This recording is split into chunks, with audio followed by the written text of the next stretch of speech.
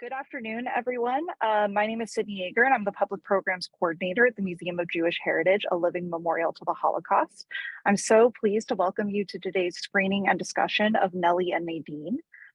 Here at the museum, we are dedicated to the crucial mission of educating our diverse community about Jewish life and heritage before, during, and after the Holocaust. As part of that mission, our programs illuminate the stories of survivors, broader histories of hate and anti-Semitism, stories of resistance against injustice, and more. Thank you so much for joining us today virtually. We hope that if you're able to, you'll visit the museum in person to see our core exhibition, The Holocaust, What Hate Can Do, alongside our temporary exhibition, Survivors, Faces of Life After the Holocaust from photographer Martin Scholler. You can learn more and find tickets on our website. We also appreciate the vital support of our members so much here at the museum. If you want to get closer to the museum and enjoy exclusive programs, member previews to exhibitions, and free admission, you can explore museum membership on our website or email membership@mjhnyc.org to learn more.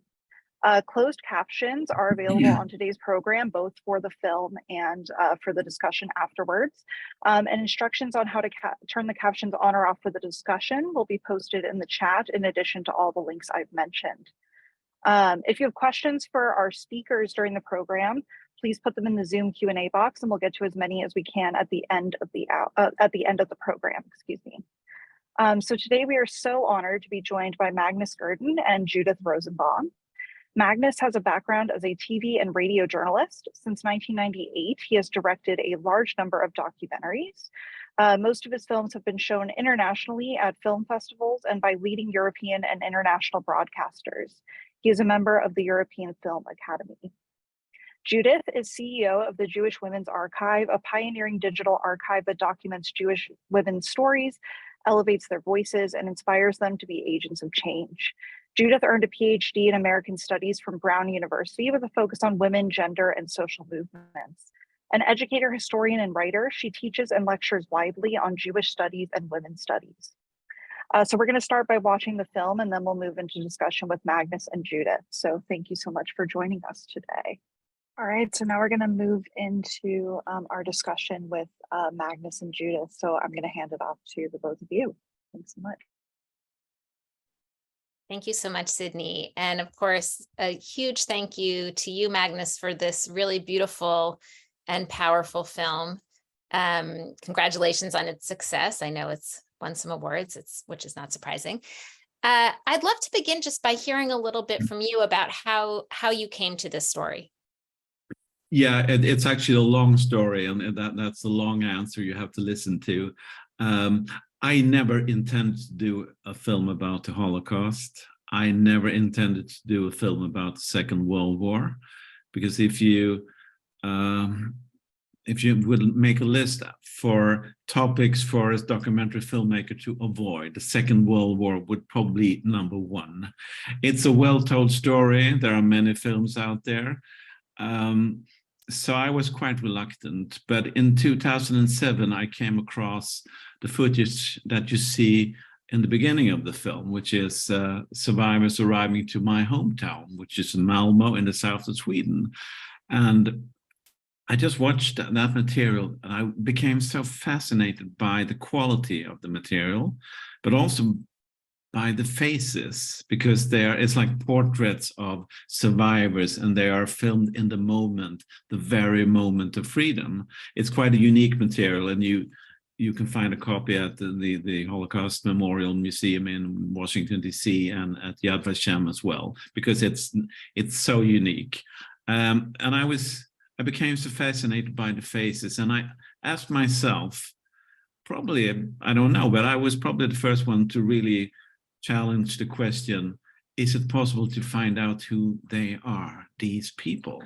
Because I want to know. I became so fascinated. It was like a boyish fascination of, is it possible to find out who they are? So that was the start of a very long journey, trying to connect, because we had names on passenger lists, but there were no photos connected at all to those names.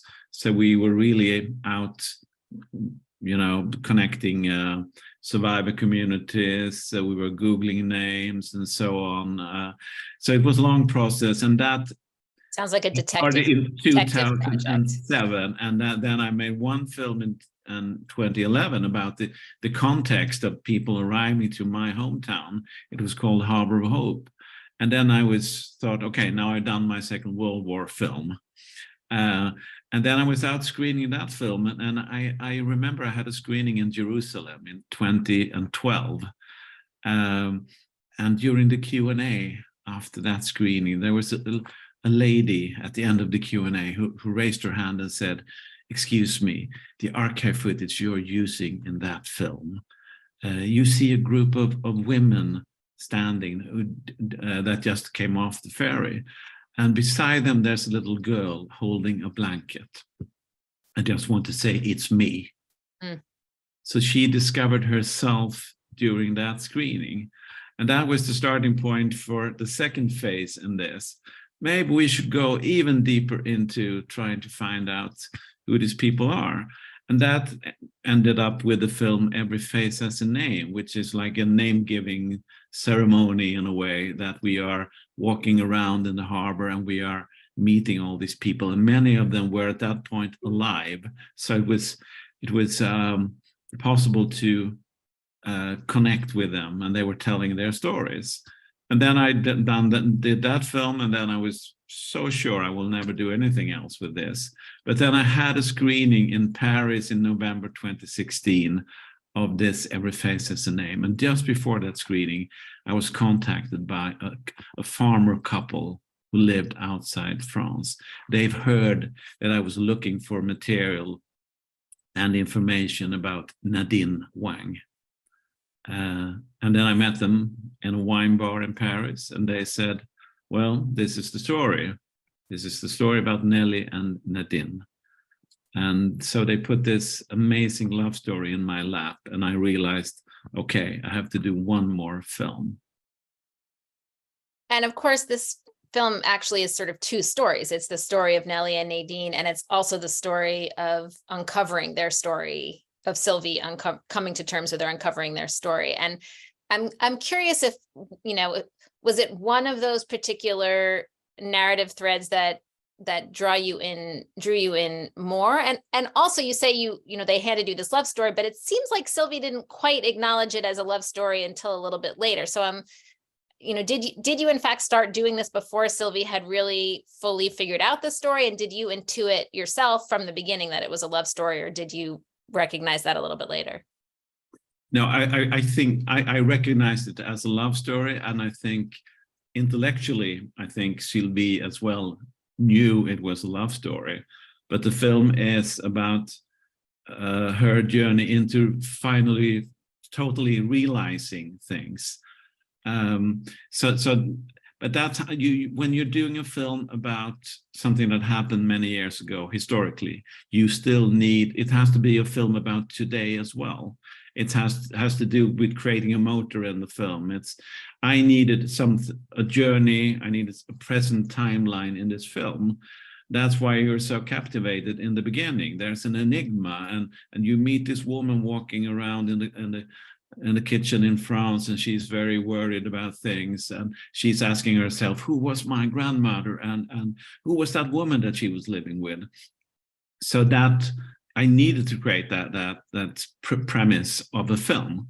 And the thing was that she was not interested in being a part of the film from the beginning. So I had to go to her farm, I had to talk to her, and then she said, I think I need to do this now. I've been waiting for 20 years trying to read the diary. But I was there when she started to read the diary, which you can feel. She's very uncomfortable with things in the beginning. And then she becomes more, she gets more knowledge about the story. She's more relaxed and liberated. And when we had this big premiere at the Berlin Film Festival last year, she came up on the stage afterwards, and she was like so liberated. She's like fully owning it. Yeah. So and that was so good, because we needed that motor. Otherwise, I don't think I could have done the film. It would have been like a more journalistic story probably, but I need to do film. It's that's my craft. That's what I'm doing. So I really need to build a narrative like that. And clearly the filmmaking, as you say, is sort of part of Sylvie's process of discovery and her going from that, you know, real hesitance and sort of naivete, I would say, at the beginning. And we see her growth. So how did you navigate that? I mean, if she was so hesitant at the beginning to even be part of it, and then, you know, she kind of enters into her own journey throughout this, and you're right there filming it. What was that like for you? Yeah, I mean, you're right. She was very reluctant. She was uncomfortable. She was nervous, but she was very determined that she wanted to do it. And she was, which you don't really, maybe you don't feel it in the film in that sense, but her husband was also very supportive to this. So no, I mean, we had discussions all through the film. I was filming through this film during like 4 years. So it's you have many discussions, and you have your arguments, and they ask you, well, why are you so slow? Nothing is happening with this film, and I'm not sure I want to be a part of it. And that's something you have to deal with in every production, because right, get the camera out of my face already. It takes so much time. And luckily, I'm that experienced. I've been through that before. So, and you have to listen. You really have to feel out the person, definitely. But we're still good friends. And after this, she had seen the film for the first time. She said, "This is so true to my experience." She was naive. I'm not sure if that's the right word, but she said there was total silence in my family. Right. And a kid, as a kid, you can think a lot of things, but if the grown-ups don't talk about things, everything is inside your head.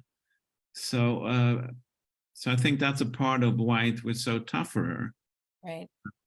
Right. And we know that, you know, that's a dynamic in so many families of, you know, that survived the war, that there's silence about the war. And then, of course, there's silence about queer relationships. And in some ways, I think the film is depicting this kind of double silencing or repression. First, the repression of Nadine and Nelly by the Nazis. And then again, in some ways, by the family's refusal to recognize the truth of their relationship. And I was really taken by that scene with the scholar, Joan Schenker, who says, I mean, she kind of like, she puts it right there into words. I wrote down her words because I was so taken by what she said. She said, so much history is lost because nobody says it, and nothing is real socially until it's expressed. And then she has that little challenge for Sylvie. So when did you express it? And in some ways, Sylvie hasn't yet, right? Like she's expressing it in that moment, in some ways for the first time. And it felt to me like that very pointed statement from Joan Schenker in some ways captures the whole purpose of the film, that you have to express it to make it real.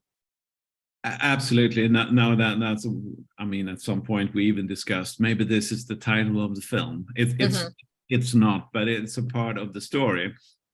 And to me, it's important because some people tell me, oh, it's a concentration camp story, or it's a Holocaust story, or to me, that's the context, that's the backdrop of the story, but it's so much about identity, it's so much about expressing yourself, it's about the choices you make, so that's why what Joan Schenker is saying is so important. And it was quite a brutal scene. I mean, the meeting was so brutal, and Joan Schenker was not a polite person. She was. And it was very tough for Sylvie, but I admire Sylvie because she accepted it. She accepted the editing of that scene because she's not stupid. She's a very smart woman, but she accepted that she had everything inside her head. It was like a bubble, and then sometimes you need to meet those rough women telling you, "Okay, when did you express it?" Yeah, right. You need that challenge to make it real in some way. I mean, at the same time, I also don't want to overstate how, you know, Nelly and Nadine's closetedness, because in some ways they were quite open, right? Like first of all, in looking at the images and the videos, the love and passion that they had for each other just beams out. I mean, you can't look at that and kind of not know what's going on there.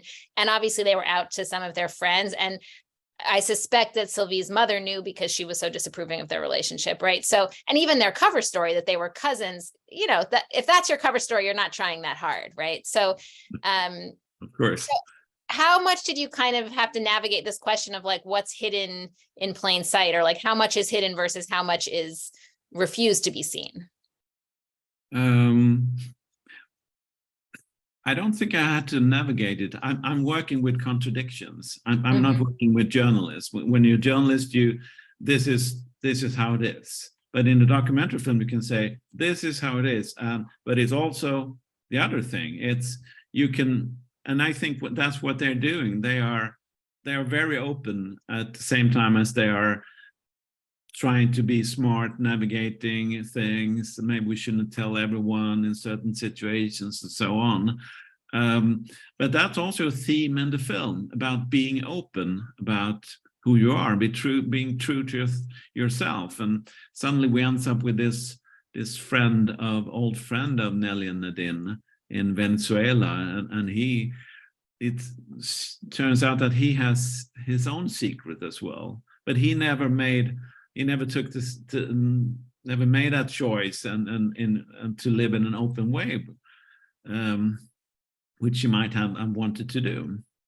Right. And I think that in showing him and his daughter, I think one of the really beautiful aspects of the film is you depict how bringing this one queer story to light makes it possible for others to also come out and embrace their own identities. And, you know, both Jose, right, that was Jose Rafael, and his daughter, and she says, you know, that she could only begin to question her own sexuality after encountering the model of Nelly and Nadine through their archive.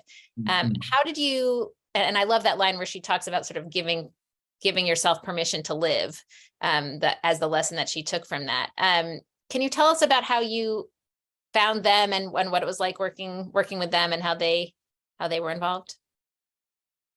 Yeah. No, it was not hard to find. I think that the daughter actually contacted us because we've been working a lot with social media and we've been asking for information about Nadine. So at some point we had the contact information to the daughter, and then we realized through Sylvie that there was this friend of Nelly Nadine, Jose Rafael Livera. And so we found him and we met him in Madrid. And he, as you see in the scene, he speaks about things in a certain way. You don't need to show love openly. You can be more sophisticated. It's all about the inside and so on. And we thought he was very friendly, very, very nice person. That was quite special. But then I was talking to the daughter, Alexandra, afterwards, and then she told me, well, you have to realize that my father actually has been living this life. He had this secret life of being in love with another man, but he never were able to live in an open way about things. And then I thought, okay, I need to have this story in the film, because that's what documentary films are. It's a process. I'm traveling around and I hear things and I get curious on things, and I thought, okay, this is good because it's a film about today as well. It's not only history. It's about us. It's about everyone should be able to connect to the story. And then she said, it's no problem. My father will accept that we will tell this story. So I could do this interview with her as well, Alexandra. And the sad thing is that we invited him, the father, and Alexandra to the Berlin premiere. But he died in COVID just before the premiere. So he was never able to see this film where he exposes true story of his life in a way. So that was, and Joan Schenker also died before, unfortunately. So it was sad, because when you're having your big premiere, you want everyone sitting close together at the premiere and crying a little bit together. But that was not possible. And there's such powerful voices in the film, and you use them so effectively to bring out those themes. And and you see, and that those themes, as you're talking about them, the kind of coexistence of the silence and the voice, you also just see so much in how open and beautifully intimate Nelly is in her writing, and yet the silence with her family, and the kind of coexistence of those two dynamics is also just quite striking. I mean, she's an amazing writer. She's a poet, and we had to at some point simplify some of her text because it was so poetic. But she was a singer, opera singer. She read literature, she read poetry. She was of a generation we don't have these days, in a way. And she had this brutal honesty as well, in the diary. And that is actually the question I always get when I'm out with this film. It's, will the diary be published? And I've been talking a lot with Sylvie about it, and she's actually right now, she's trying to create a book together with a Belgian journalist, where with is centered around the diary. And there's a lot of people who've been contacting me about, we want to write the book about Nelly and Nadine. But that belongs to the family, so I just have to pass on the emails. Right. I had that question also about what happens with the diary and with I have to say, as a historian, with the archive in general, all that material, not just the diary, but there's so much archival material. What a treasure trove for a family to have. And I kept thinking like, I hope it's not just going to get moldy in Sylvie's attic. What happens to it? No. They're in touch with, I'm sure they're in touch with the Washington Memorial Museum. And there are a lot of people. They know exactly what they're doing. They are very private at the same time. So she has not been doing many interviews. But I'm quite convinced that they will take very good care of this material. But she's still, in a way, she's still looking for material. Suddenly she found like a couple of hundred of letters that Nelly had in communication with another survivor from the Ravensbrück camp. So there's material for a couple of very thick books. Yeah, and one got the sense from the Joan Schenker interview that there's also a lot of backstory on Nadine's world before the war that could probably be uncovered, or at least around her, her social circle, her literary circles, and all of that. Yeah, there's a big story to be made about Natalie Barney, of course, and I'm looking forward to the film about Natalie Barney and her community, female literary community. But when it comes to Nadine, we know that she had a very interesting life in China. She was born in Madrid. She was the daughter of the Chinese ambassador to Madrid, but she moved back to China. She belonged to the very high up in society, upper class, and she was among the women who could do things that no other women could do in China at that point in the 1920s, driving cars, and she became a lawyer, and she became a secretary to one of the prime ministers, and she had like everything, but she also gave up everything in order to go back to Europe, to Paris in 1933. She had like everything, but she had to follow her instincts of living the life she wanted to live. Interesting. Let's talk about some of the formal aspects of the film. you know, you use the black and white kind of nature imagery to go along with the narration from the diaries. And I assume that's because you didn't want to show the usual death camp images, which don't really, you know, in full match what Nelly is describing. I mean, some of what she's describing is the horrors of the camp, but she's also talking about falling in love. So how did you navigate that question of, you know, what images should go with that narration? I'm sure that was tricky. Yeah, I mean, that's the really tough filmmaker challenge. What do you see when you listen to a diary from inside the concentration camps? Because you want to listen to the diary, and if you're, I mean, we both know that the film, the footage that exists from concentration camps are the liberation footage, and it's piles of corpses, it's brutal, it's dying people, and so on. It's not from the camps that we are talking about. I haven't seen any footage from the Ravensbrück camp, for instance. Mm-hmm. There's some images from the Mauthausen camp. But we couldn't use it because if we're going to connect to and listen to the diary, we need to have images that helps us listen to the diary. Okay. And I was looking for some kind of what I call poetic archive footage. And I had this idea of very open, very multi-dimensional images that I'm using here. What you see is, it's not just a cow in the field. It's something more. And there's some other layers in this material. And it's all from the same film. It's from a documentary film shot in Belgium between 1942 and 1944. So it's those years. Right. And it's also shot by this Belgian master pioneer Henri Storck. But in order to be able to film these rural images, it was a long film, for almost like 2 hours long.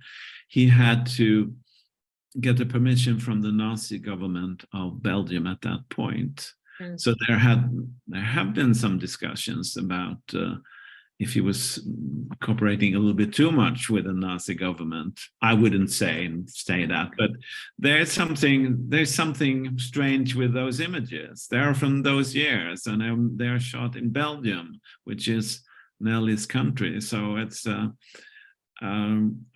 we tried out so many ideas of how to use it. In the beginning, we showed some colleagues parts of the diaries, and we have the voice, and then we're using those images, and people were asking us, are you on drugs? It will never work. It will never work.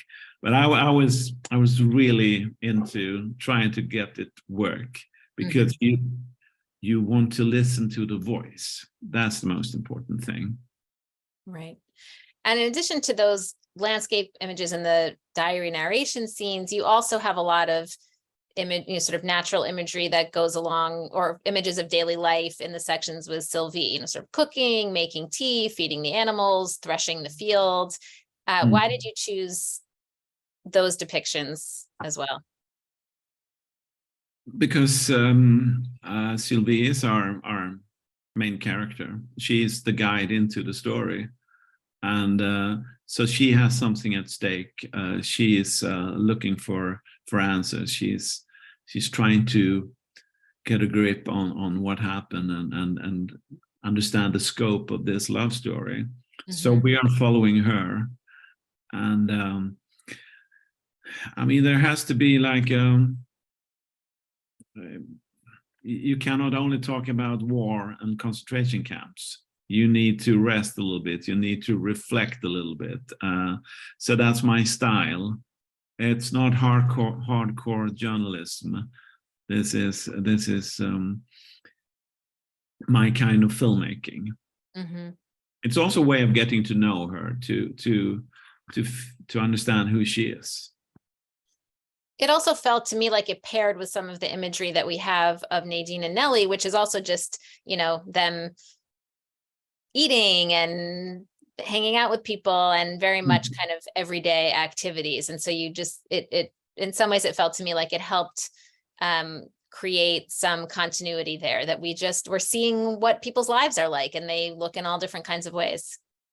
Yeah, no, that's very true. And I mean, there's no drama in a way. I mean, as a filmmaker, you get scared sometimes. You think there's no drama, nothing is happening. She's just walking around in the kitchen, and then we have images of the couple in Venezuela. They're not doing anything. They're just walking around and maybe cooking. But the challenge is to make that important. It's two women who survived, trying to build a future, trying to build a relationship built on love. It's so in that sense, it's a happy story. They were able to live a life together. They met in the camp. They fell in love. It was so strong that they met, found each other after the war, and they lived together for the rest of their lives. Right. That is, it's not an action film. There's no cars blowing up, but to me, it's big. It's a big story. Yeah. And I think part of, I mean, my perspective as a historian of women and gender is that that's part of what looking at women's lives can do, is it challenges our understanding of where drama lies and what acts are important or are kind of, big and significant. It forces us to reframe that a little bit. And certainly I think the story of Nelly and Nadine and finding love in a concentration camp, that helps us think about resistance differently, right? That resistance doesn't need to mean blowing something up. It can mean refusing to give up joy. It can mean refusing to give up love in a time when you're being persecuted for it. So to me, there is something quite dramatic that comes through there, that there's a kind of resistance and resilience that they are showing that is absolutely, an act of, there's something heroic about it. Yeah, I totally agree with you. It's a film about love. It should be a film about love, and love as a way of making resistance, a love as a way of surviving. Without love, they would have probably not survived. So it's there's so much love in the details as well, as we are mentioning in the film. When you see Nadine filming Nelly back home in Venezuela, you see that it's two women in love. Mm-hmm. And that's so clear, and those were the details we were working with. And I mean, as a documentary filmmaker, you usually do films about rough stories. I mean, and it should be. We should be pointing our cameras to the tough things in life, but it feels good to do a film where love is the main character. Mm-hmm. Finally, in a film. Right. One last question about formal elements, which is about the music. How did you approach music and kind of what you were looking for the score to be able to do in the film? I'm very much a music person. I love music. I would have a hard time choosing between film and music. If someone forced me, probably I would choose music. And music was also Nelly's life. She was a singer. She was singing until she died, in a way. It's a quite tough process because you try out so many things. At some point, I tried out more modern music because I didn't want to do too retro in a way. Mm-hmm. But then we ended up in doing it more in going more with Nelly in a way. I mean, the music is more her voice as well, which I think was probably the right choice to do. We didn't want to create music that had too much of its own life. The music is a part of the story. It's in an organic way, it belongs to the story Nelly is telling.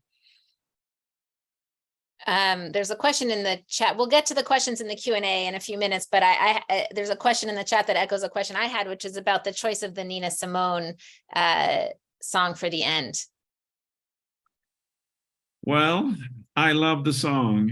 It's amazing. It's one of the best songs ever written. Do I have to say anything else? But it's also a statement. Who is Nina Simone? What is she singing about? It connects so well with the story, and it was, I mean, buying the rights to use it will cost, it has the cost of a small documentary film, but we paid it, and I wanted to have that song. Because there's such a statement in that song. Yeah. This is such a different kind of story of the Holocaust than what we often hear. I mean, it's a story of love. It's a story of queer love, of women. It's not a story about Jews. So was expanding the traditional Holocaust narrative part of your goal in making this? And how did you think about what the film would add to that narrative? The two earlier films, as I mentioned, I've been doing where I've been using the same footage from the harbor of Malmo as the starting point. There were several Jewish stories, but I've been working with a microcosm. I've been working with the people the survivors who arrived in Malmo one specific day.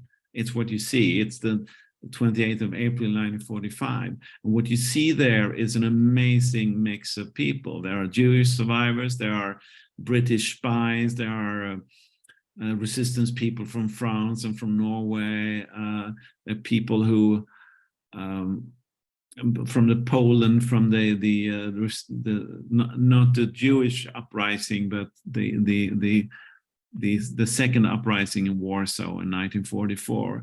So it's such a mix of people, and so I'm not sitting by my desk and saying, okay, I need to do a film about the Holocaust. I'm a storyteller.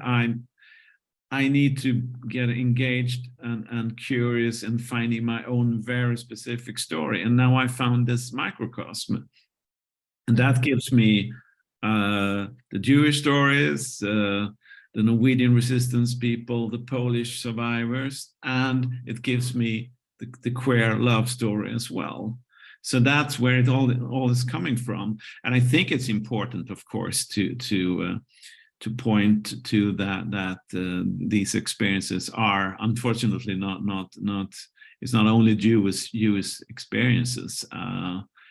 But I have to say, I've been the main stories in the other films was more Jewish. Mm-hmm. I'd love to hear a little more about that opening footage, which is so haunting and powerful, and also just like shocking in how excellent it is. Like the resolution is so clear. So who took it and why, and how did you find it? I don't know if I'm not sure if a lot of people know about the background to this, because at the end of the war, the Swedish Red Cross makes an agreement with the Nazi government that they should be allowed to go down to some of the camps in order to firstly save the Scandinavian concentration camp prisoners. So they are sending out white buses that are going down all through Germany and trying to pick up survivors, and that's what you see in the harbor of Malmo. These people are coming with these white buses, and that was a secret operation. It was a secret rescue operation, which was forbidden. The authorities in Sweden said no one can write about it, no one can film or take photos of it. But at the 28th of April, the war was almost over. And so many people among the media in Sweden were so interested. So the authorities said, now you are welcome to see what's happening. So they invited every journalist, the best news photographers, cinematographers in Sweden. So everyone was there that day.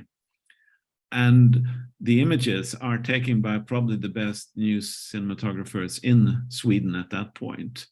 and it's brilliant stuff. But we have been working a lot with it, of course, and some of those images are where you see, for instance, where you see Nadine standing with her mysterious gaze. Those are quite short. I mean, that image is probably 2.5 seconds long. So we had to create an image that is 45 seconds long.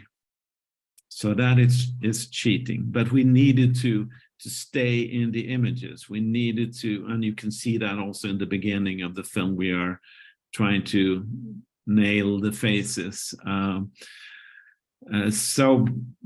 it's true. It's unique because of its quality as well. And some people have been asking me, is this a reconstruction of things, and also about the images that we are using for the diary. People have been asking me, are they really historical, or have you been doing them yourselves? But everything is like real, for real. And are you done with that footage now? And are other people working on identifying other people, or do you think you've arrived at the end of that process? I get emails. I try to get away from it, but I get emails every month.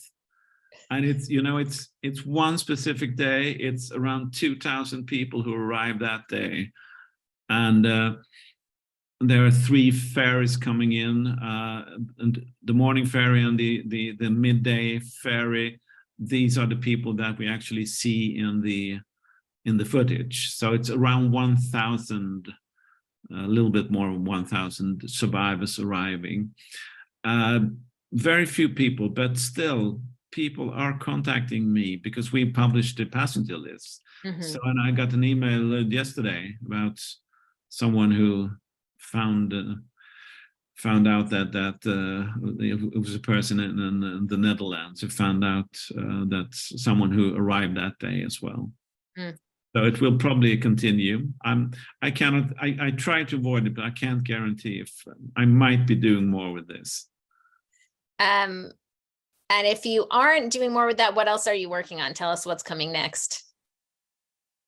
I try to mix, being a documentary filmmaker is a way of trying to work with the things that you are engaged in.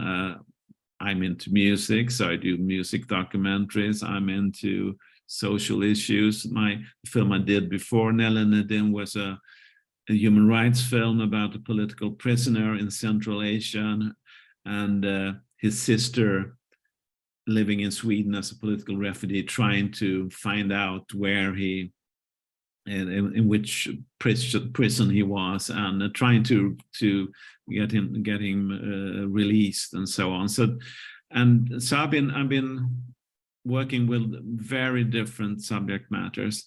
I'm releasing a music documentary later this year about a Swedish legend, the Swedish mix of Johnny Cash when he was really bad and Leonard Cohen. Interesting. Okay. So I need to do that.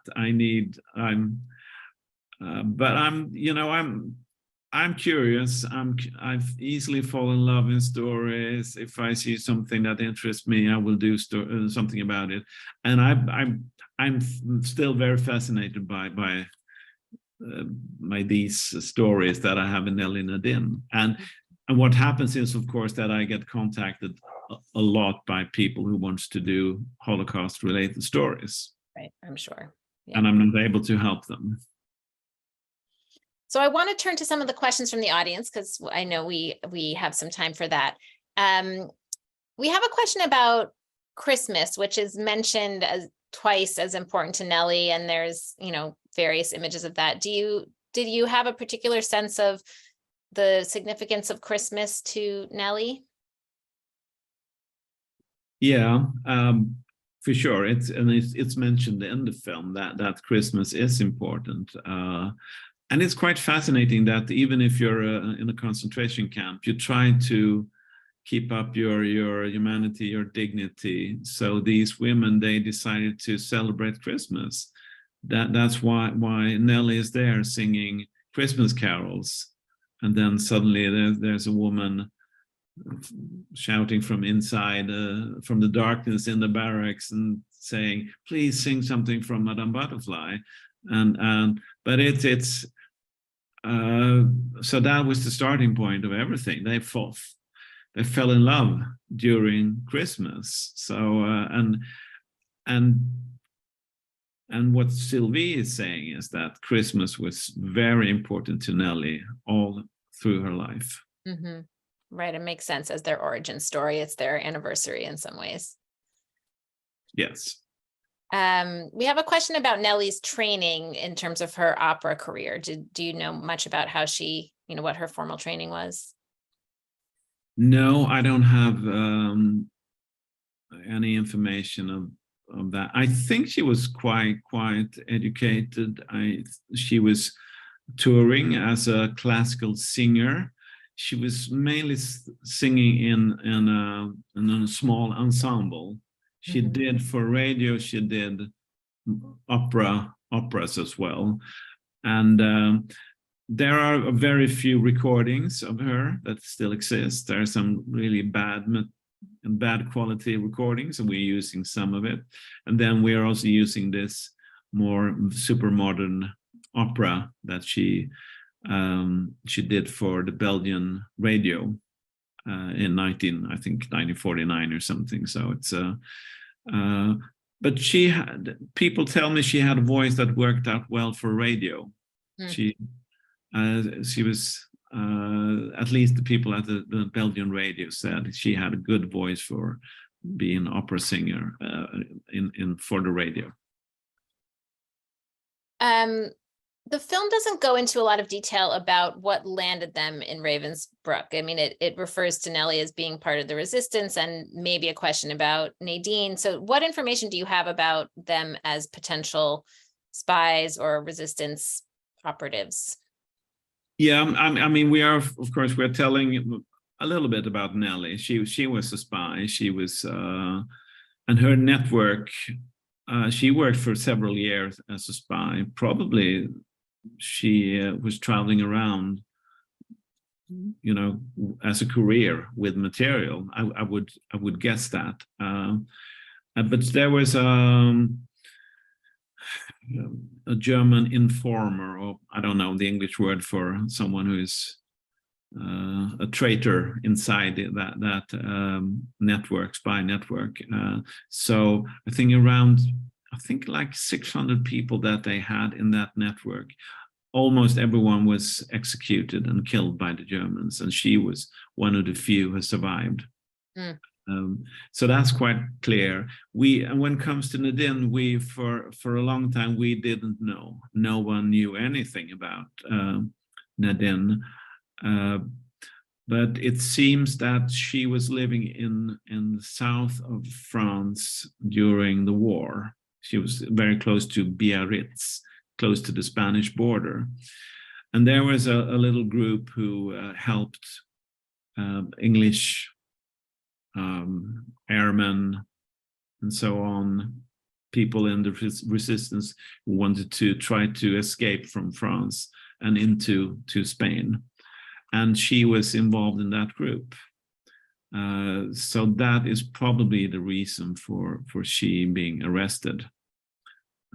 And she was arrested in early 1944, and she was transferred to Ravensbrück in May 1944. And do you know if they were involved at all in politics in Venezuela, or did they kind of leave politics behind after the war? I don't think they were involved in politics in Venezuela, what I know. I mean, Venezuela at that point was a little bit of a booming oil economy. It was probably quite liberal. I'm sure they had a bad dictator anyhow, but it was quite liberal, and it was a modern city, like a little bit of a New York of South America at that point. Very far from what you see in Venezuela these days. It's because this is in the 1950s and 60s we're talking about. So I haven't heard anything that they were involved in politics in Venezuela. I think they tried to build their own quite private life. They built their own group of people that they could live their life together with. They had the other gay couple, Raymond and Jack. They were also there. But people also ask me, why did I move to Venezuela? We don't really know. I think they needed to get away from the old life. I mean, it was really a restart. And at some point in Belgium, after the war, Nadine had been working for the Venezuelan embassy in Belgium. So there was a connection there. And Nadine also talked, she could speak Spanish. And what about how Nelly and Nadine reconnected after the war? There's not a lot of detail about that in the film. Is there more that you know? No, that's a question I often get. I wish we had a film. Someone would be there when they're finally meeting after the war and running to each other in slow motion. And kissing each other. There was no camera there. We don't know really. I don't think it was a hard thing for them, because I'm sure they exchanged addresses in the camp. One of them was living in Paris and one of them was living in Brussels. So it's not that complicated. And there were also a lot of system, which probably you know more about, how the Red Cross and so on, different authorities and organizations helped people to connect after the war. So it was more about the choice that Nelly had to do, because Nelly had children. She was not living together with the father of the children, but she had relationships with at least she had a relationship with another man during the war. So for her, it was, I guess, the big decision of, okay, where do I go in my life? Do I follow the love I discovered in the camp? And I was curious about that too. I mean, I imagine that there's, in all the time you spent with Sylvie, that there was more about her mother and how her mother felt about Nelly not being with her. Do you know more about the family she left behind and sort of what the dynamics were there? I've heard a little bit about it. We at some point we had more material about Sylvie's mother, I mean the daughter of Nelly, in the film, but we had to focus, because if you open up a story like that, you get drawn into it, and you need to have more and more material about her It's a whole other thread. So then we will lose our focus. So we just had this little story of how that it was quite tough for because she was left alone. She didn't know where her mother, when Nelly was arrested by the Gestapo. The daughter, I mean Sylvie's mother, she didn't know anything about Nelly, and everyone told her that she will never come back again.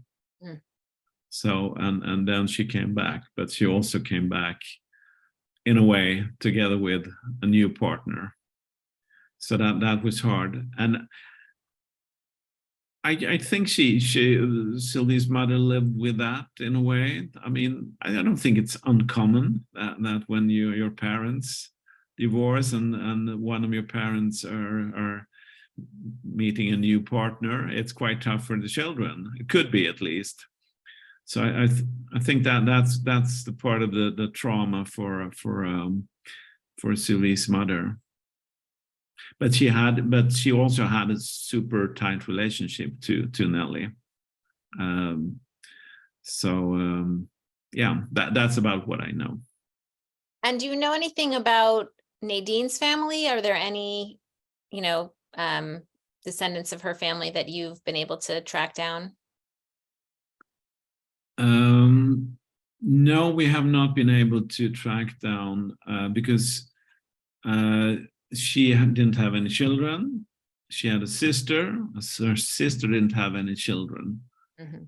So, I mean, so then you would find probably in China people that are related on a distance with Nadine, but they would not have anything to add to the story in a way. Right. But of course, I mean, we could for sure do a film about Nadine in China as well, and we are interested in China because that was one of our ambitions to create a screening and spreading the film inside China, because we know how they are. I mean, you're not allowed to be a homosexual lesbian in China. So we're happy that we were able to find a festival, the only queer film festival existing in China, the Beijing Queer Film Festival, and they arranged a screening of the film. Sorry, and then there's been a lot of interest in China, actually, because she's Chinese, Nadine. So there's been made documentaries about Nadine in China now. It's happening after this film. Suddenly there's someone who made a documentary about Nadine's life in China. So it's out on the Chinese YouTube. Last time I saw it, it had that was quite a long time, 5 million views. I guess it's 50 million views now because it's China. Right. And it tells that they are stealing some of our images, and they're telling a little bit about the story we're telling, and they're also doing a lot about her life in China during the 20s. But there's one thing they don't talk about in those documentaries, and that is that Nadine was a lesbian, because they don't want to mention that. But talking about China, to me, it's important to, as I said, to do a film that is also about today, and a film that is relevant today, and a film that means something also on a political level. Because when we presented the idea of the film for TV companies in Europe, we also presented it for the Polish national television. And their representative said it's a wonderful story, unique, fantastic, but we're not able to broadcast it on Polish national television. Because it's a queer story, or because it talks about the Holocaust and might implicate Poland? It's a queer story. Interesting. So, and that is, I mean, there's a backlash when it comes to as you know, LGBTQ plus rights in Poland, Hungary, Czech Republic, Russia, United States. I'm too polite to mention your country. Yeah, absolutely. Can't forget that. It's very clear and shocking and frightening. So that's and I was screening the film in Georgia, which is a border country to Russia, which is very anti-LGBTQ plus. But to me, it's important to do those screenings. To me, it means that the film means something today. And I also experienced that I had a young Chinese audience when I was in Geneva in Switzerland. Group of female Chinese students, and they all came up to me and said, wow, this is about us today. I recognize myself in this film. Right. And that's what I'm talking about. I'm not talking about something that happened many years ago. I'm talking about us, because it's important historically and it's unique queer history, but it's also a film about us, our feelings, who we are and who we want to be. Yeah, absolutely. And I think history is never just about the past. And I think your film is very, very clear how it resonates with this particular political moment, and just with universal questions about identity and about love and about family secrets. So thank you so much for creating this beautiful film. And I'm going to invite Sydney back to close us out. Thank you. Yeah, thank you both so much. Magnus, I echo what Judith just said. It's a really beautiful film. And Judith, I want to say thank you to you for those really excellent questions. And you've clearly been so thoughtful about this film. So thank you so much for that. My pleasure. Thank you for inviting me. Yeah. And to all of you out there, thank you for joining us for this screening and discussion. If you enjoyed today's program, we hope you'll consider making a donation to support the museum at mjhnyc.org/support, and also joining us for our upcoming programs, which you can find at mjhnyc.org/current events.